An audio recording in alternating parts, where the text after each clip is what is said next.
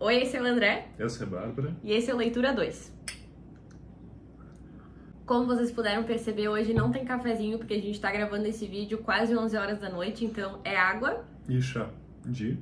Não sei. Chá de não sei.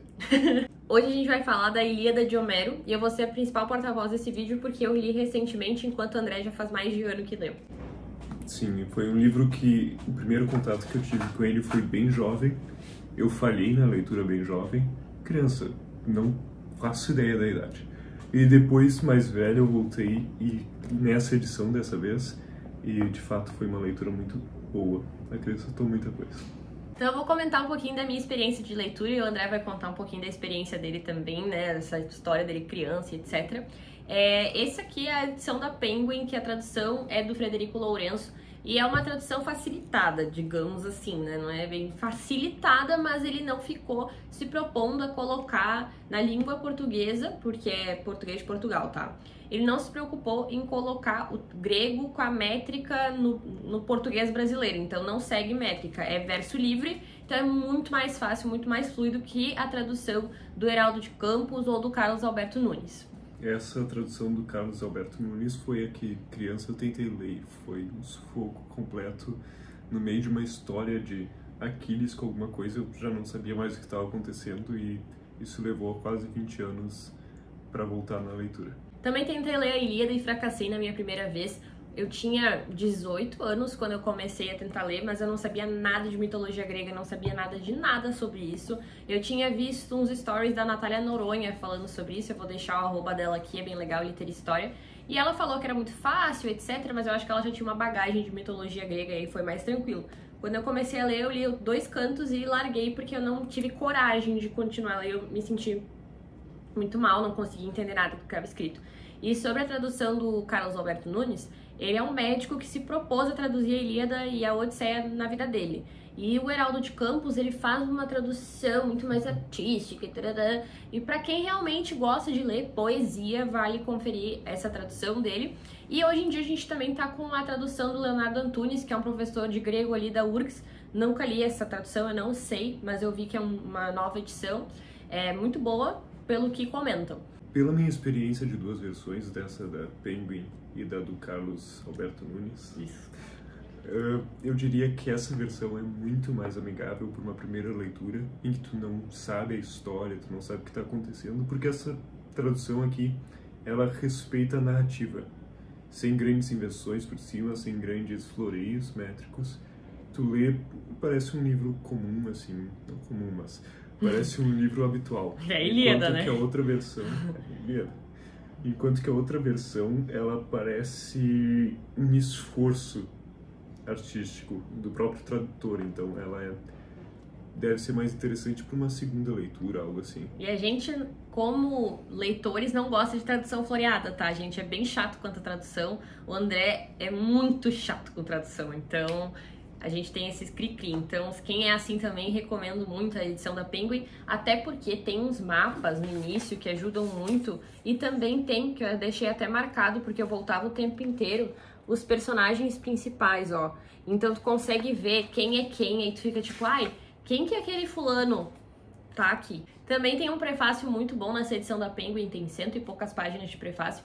Quando eu li a primeira vez, eu já fui ler nessa edição, eu li todo o prefácio e aí depois eu li 2 cantos e abandonei. Então quando eu fui reler a Ilíada, eu nem li todo o prefácio de novo, porque muita coisa ficou gravada, eu só dei uma passadinha e depois no final da leitura dei uma relida nesse prefácio, realmente tem muita coisa boa. Todo o resumo do vídeo em cima do prefácio é bem completo. Eu quero comentar sobre a minha pré-leitura porque eu acho isso importante para quem vai ler a Ilíada pela primeira vez, quem não sabe nada de Grécia, de mitologia, que nem eu, não sabia nada, fui aprender justamente com a Ilíada. Passos que eu tomei que eu acho que você pode fazer também antes de ler. O André, diferente de mim, tem pais que falam muito de Grécia, já viajou várias vezes, né, amor? Sim, eles conhecem cada pedrinha da Grécia e não é exagero. E embora nem todos possam fazer que nem a Bárbara, fala com os meus pais que ela fez muito isso antes de começar e ao longo da leitura, é sempre proveitoso tu dar uma olhada na questão geográfica da Grécia Antiga, na questão histórica, na questão de como tem a herança cultural dessa história ao longo dos séculos, dos milênios, para a nossa cultura atual. entender a importância de cada passagem aqui, de cada ritual que é demonstrado na Ilíada. Quero comentar, já que a gente falou do meu sogro, disso aqui que ele me deu pra ler antes de eu me aventurar na Ilíada, que é a Aventura Grega. Gente, isso aqui é velho, é do Pierre Lévesque. Vai ser... Oh, ele me mata se ver que tinha água ali. Tinha água ali? Tinha água, mais um animal. Mas era só na capa de baixo, não deu nada. Esse livro é de uma série, Os Rumos do Mundo, que eu lembro que no ensino médio eu achei os romanos desse e nunca mais achei. Então, livros raros. Isso aqui é de 1967, mas é muito bom. Me explicou um monte de coisa assim, gente. Eu era uma completa ignorante sobre essas questões de história e tal. E olha só que fofo. Altas imagens. Aí eu aprendi um monte de coisa, porque quando eu fui ler a Ilíada ficou muito mais fácil. Assim, gente, realmente tem que fazer esse esforço. Também eu vou deixar aqui na tela, aqui, ó, um monte de vídeo que eu assisti antes da leitura da Ilíada, que me ajudou um monte. Recomendo vocês assistirem. Essa palestra aqui desse professor é top antes da leitura.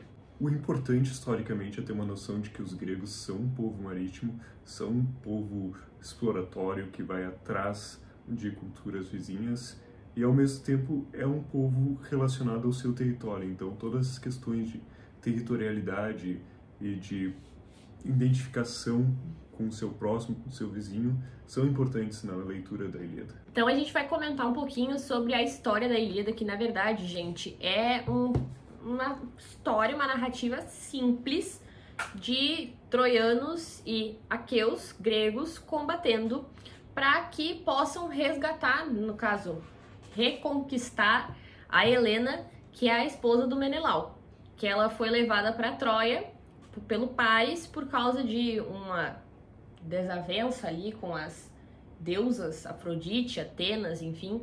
E isso não tá na história, isso aqui é explicado no prefácio, por que a Helena foi raptada pelo Paris e o Menelau vai em busca dela, mas basicamente é a Helena que desencadeia a Guerra de Troia. E sobre se essa guerra existiu ou não, é muito discutido isso, mas acredite-se que não, que isso aqui é tudo mito, tudo invenção.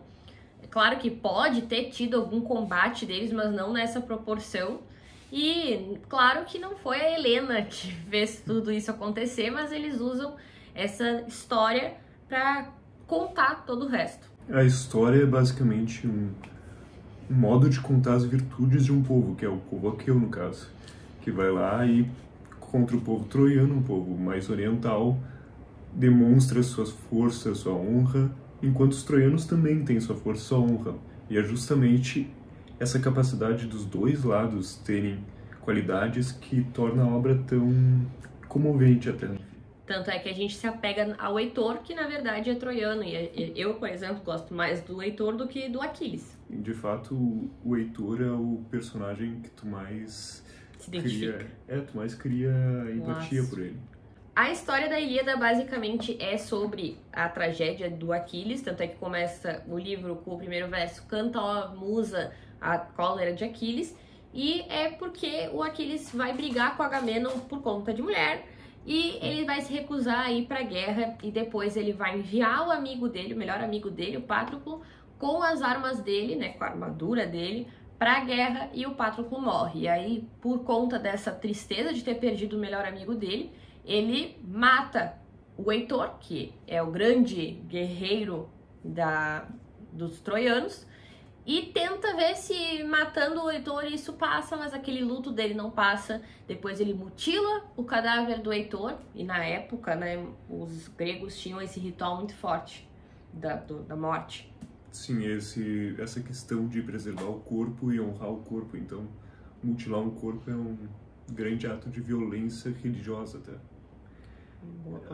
A Ilíada, ela vai se passar num período razoavelmente curto de tempo, então a guerra já teve início há bastante tempo, quando inicia a narrativa, e a guerra não termina no final. Não, é verdade, termina a Ilíada sem tu saber como é que a guerra vai terminar. O Homero escolhe ali uma pequena passagem de tempo, porque na verdade a Ilíada tem um peso psicológico, é como se isso aqui fosse a Bíblia dos gregos na época. A Ilíada vai ser um conjunto de valores, basicamente, para os gregos. vai ter a função de instruir as novas gerações, conforme ela é contada, de como se faz uma oferenda aos deuses, como se honra um compatriota, como se honra os pais, os antepassados, como se demonstra valores na guerra, na argumentação, na astúcia. Tanto é que quando Aquiles mutila o cadáver do Heitor, é uma grande ofensa, é uma grande tragédia, e a Ilíada é a primeira obra da literatura ocidental e a primeira tragédia do mundo. E depois de ele mutilar o cadáver do Heitor, ele continua não estando feliz, e aí vem o pai do Heitor, que é o Paris? Não. Não, Paris é o primo. Com P também. É o... Primo. É. Ai, é muito nome com P, gente. Peraí. É primo? É primo. É o primo, claro. Primo. Isso. Tá certo. Então é o primo, vai lá dizer pro Aquiles, pô, devolve meu filho. E aí ele devolve o filho dele. E, cara, tem uma troca de olhares. Ai, o final é muito lindo, mas não vou falar disso ainda. A Ilíada tem muito dessa questão de envelhecimento dos heróis. Então são heróis que uma vez demonstravam um valor combatendo e depois que não combatem mais, eles passam a demonstrar esse seu valor de outros modos, que nem o rei Príamo, que vai lá demonstrar o valor dele pedindo o cadáver do filho, então do modo mais trágico possível, e diante desse herói da nova geração que é o Aquiles, por exemplo. E uma coisa interessante sobre atos heróicos, etc., é que a gente tem a impressão que a Ilíada é só guerra, que vai só narrar guerra, sendo que a grande parte da Ilíada, na verdade, são falas. As falas carregam todo o peso do poema, e além disso, as guerras, a gente tem a impressão de que eles vão lutar fervorosamente. Pessoal, eles não queriam estar lutando, eles querem ir pra casa. Os nossos heróis aqui, eles querem voltar pra casa, pra sua família, eles estão ali contra a vontade. Eles várias vezes ao longo da Ilíada querem ir embora e ficam, pessoal, estamos aqui há muito tempo, não tá dando certo, vamos embora. E alguém chega e diz, isso aí é covardia, nós vamos ficar. E aí eles lutam. Mais do que uma história de homens combatendo, homens lutando e morrendo, é uma história sobre homens obedecendo uma vontade maior de deuses. Que daí sim tem todo um plano de discussão, um plano de disputa entre os deuses, que é basicamente o que vai guiar as ações de todos os personagens na Ilíada. Então é aquela questão de a covardia é punida, a honra é recompensada, o respeito com os deuses é recompensado. Basicamente é como se fosse uma moral religiosa de honra. E é muito engraçado, gente. Minhas passagens favoritíssimas sempre foram quando tinha os deuses, puro bofofó. Então a Hera e a Atena ficam do lado dos gregos, enquanto Zeus por muito tempo fica defendendo os troianos, porque ele tem um futuro reservado já para Aquiles, e o Apolo é a favor dos troianos, a gente tem a Afrodite a favor dos troianos, e tanto é que os deuses são feridos depois pelos gregos, a Afrodite é ferida, o Apolo é ferido e, nossa, é uma confusão.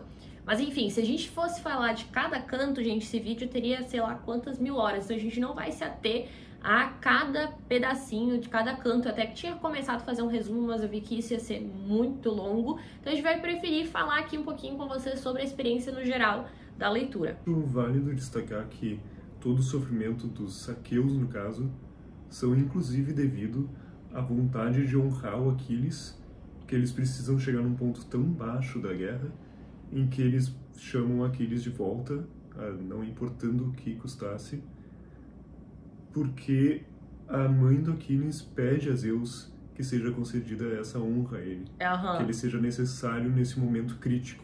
Sim, aí Zeus faz todos os troianos ali ganharem muitas das lutas e os aqueus estarem quase indo embora, para daí quando chegar o Aquiles ser assim, do balacobaco, ele vai arrasar. Mas a troco de quê, né? Também fica devastado, coitado.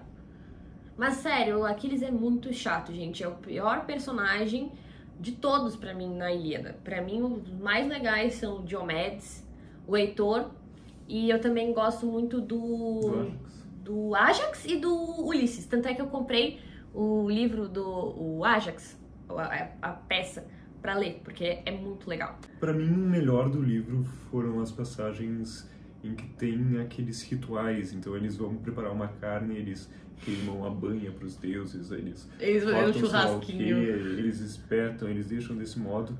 Aquilo vai te deixando no clima e tu vai se sentindo naquele momento, naquele povo. E isso pra mim foi o que mais contou aqui. Como narrativa em si, eu não sou muito fã do livro, mas eu acho que é porque eu já consumi muitas coisas derivadas dessa narrativa, então ela parece uma coisa batida. Sim, né, queridinho? O livro tem 3.000 anos e tu quer achar que é batido? É óbvio que é batido. Então eu tenho razão. É batido. Eu não acho batido. Justamente, o maior valor dele para um leitor de hoje em dia não é ver essa história. A Bárbara adorou, mas eu digo... Eu não sabia nada, gente. Ignorância é uma bênção. Não é a narrativa em si, mas sim a fórmula dele. O jeito que é contada essa narrativa. Isso não é uma coisa que se lê nos livros contemporâneos, nem nos clássicos. Isso é uma questão específica da Ilíada. É muito legal falando disso, desculpa interromper. Nem a Odisseia tem isso, por sinal. Falam que a Odisseia é mais fácil. Eu não li, ele tá lendo. A Odisseia é um formato mais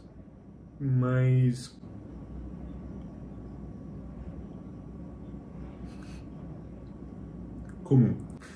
Nossa, todo esse tempo pra falar essa palavra, amor. Deus me livre, falta o café, gente. Tá faltando cafezinho.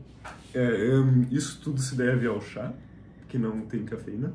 Então... Tá, gente, ele tá mais lentificado do que o normal. Eu vou acelerar um pouco as passagens dele na edição. Não acelera minhas passagens. Eu não vou acelerar, amor. É brincadeira. Uma coisa interessante de comentar é que o Homero, ele não faz juízo de valor aqui. Claro que isso é... Ele seleciona as cenas e as falas que vão estar ali, basicamente como se fosse uma câmera que vai estar selecionando as coisas com a ideia de te passar um viés. Mas o narrador em nenhum momento diz: ó, que censurável isso que foi falado. Ó, o Aquiles tá errado nesse posicionamento dele. Ó, esse aí, essas coisas que fizeram, não é legal não. Não tem isso, cabe a ti interpretar o que tu acha. Então, por isso que tinha muito essa ideia dos valores, etc, que cabia a interpretação. Vou pegar meu resuminho, porque a essa altura do vídeo a gente já tá esquecendo de muita coisa pra falar. Na página 21 da edição da Penguin, que tá ainda no prefácio, tem uma frase muito legal que é do Longino, que ele diz assim: o Homero fez o possível para transformar os homens da guerra de Troia em deuses e os deuses em homens. Porque os deuses, eles têm características humanas. Eles não são, nossa, meu Deus, intocáveis e etc. Não, eles são muito parecidos com os homens, só que eles são imortais. Essa é a diferença. Os deuses gregos, eles eram como que o máximo de certas expressões humanas, e não expressões não humanas.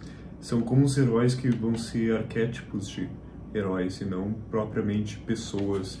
O próprio Aquiles, a ira do Aquiles não é uma ira julgável, não é uma questão de olha que feio que ele fica bravo com os compatriotas. Não, isso é uma questão de honra do Aquiles, isso é um ponto positivo dele.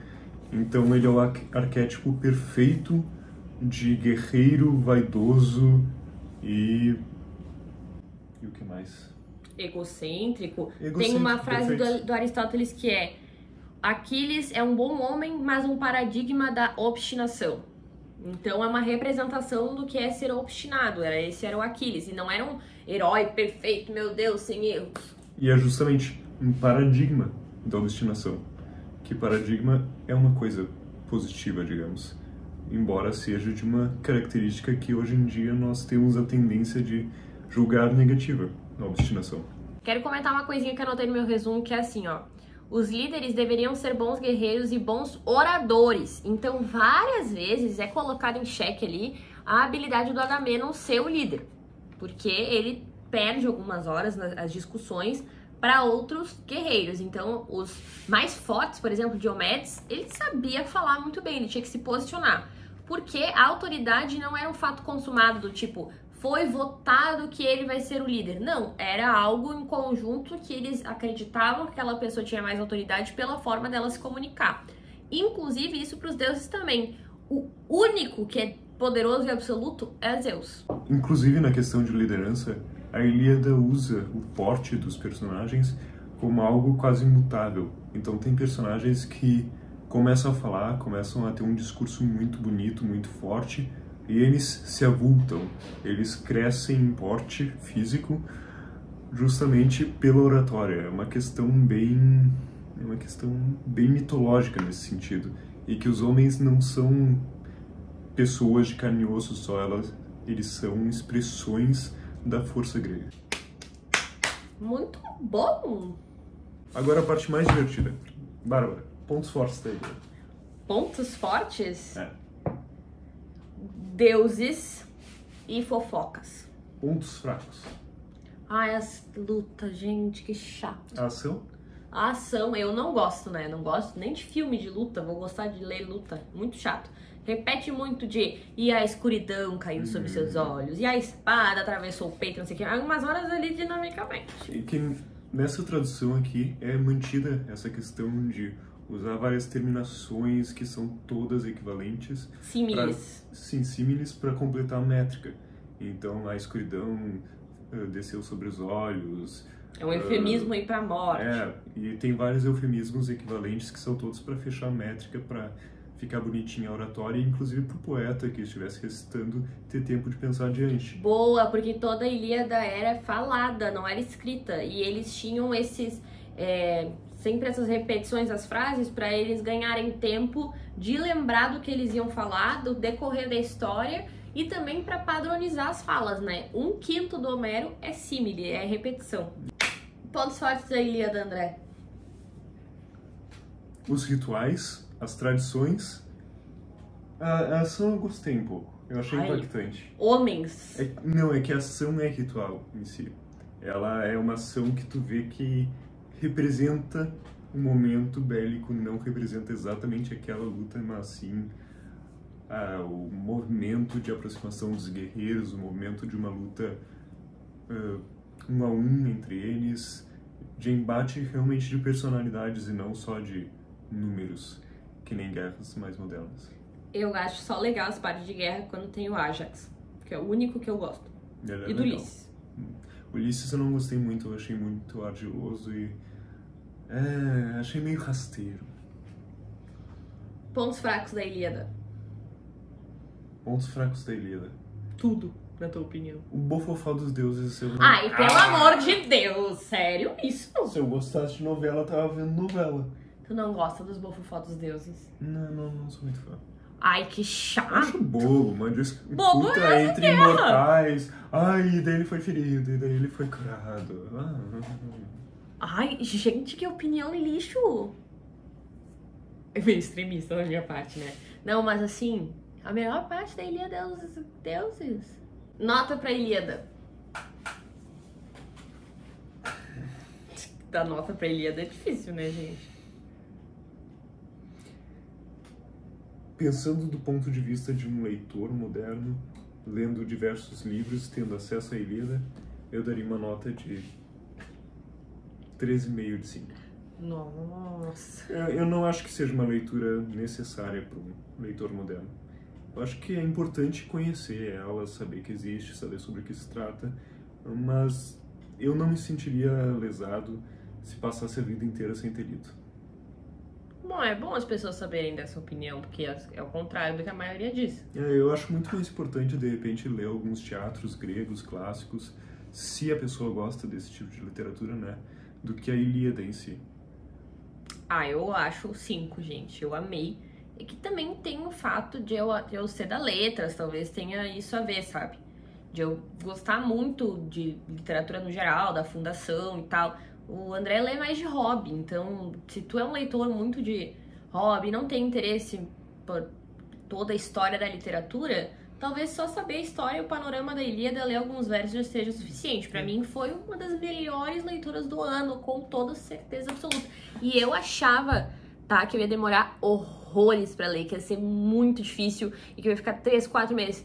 Gente, acho que foi 20 dias que eu terminei de ler a Ilíada. Eu não li 20 dias corridos.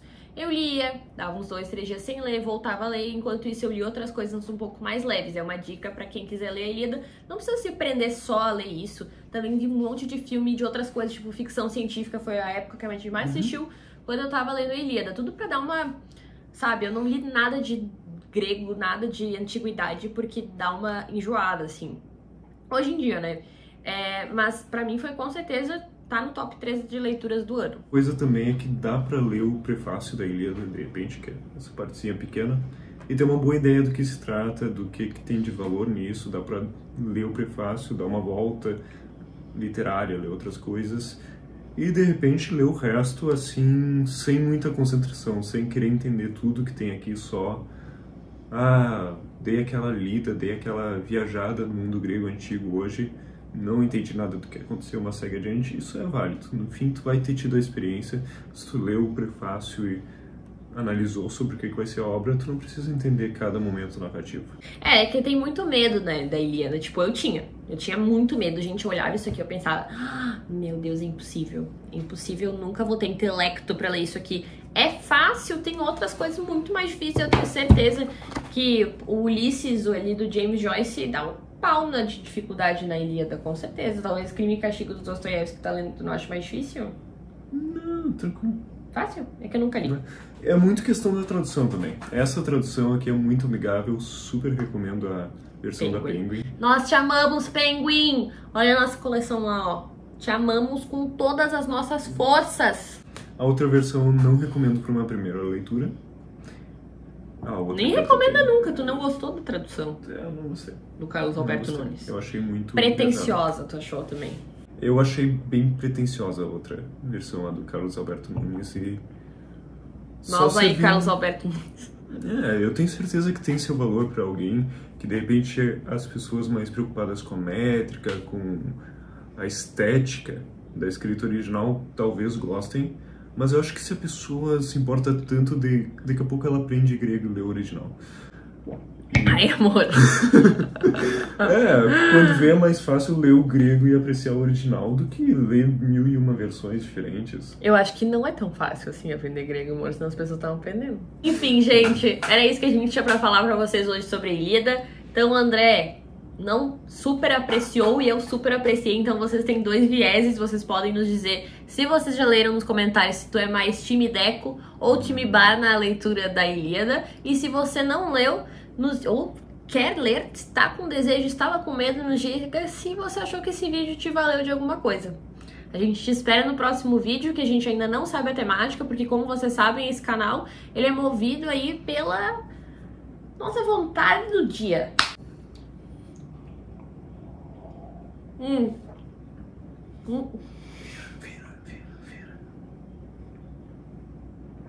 Tem um pelo ali, ó. Tem um pelo. Sim.